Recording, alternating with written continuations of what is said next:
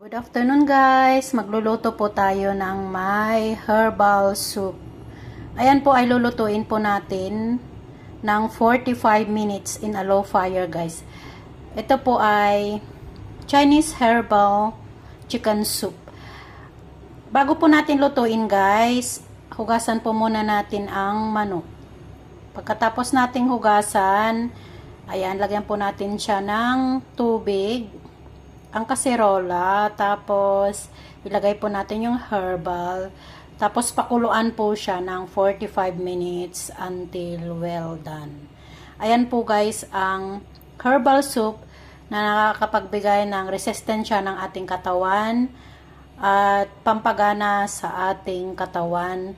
Hindi lang po yan guys, maganda po ang herbal chicken soup sa ating katawan, lalo po pag yung mga taong may mga sakit, ganon, at nagpapagaling. Ayan po ay pampatibay ng buto, pampalakas, at pampaganda po ng katawan ng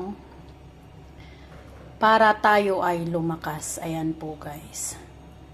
Ayan. 1 whole chicken po yan guys. Isang buong manok po ang lulutuin natin pag tayo pa nagluluto ng herbal soup.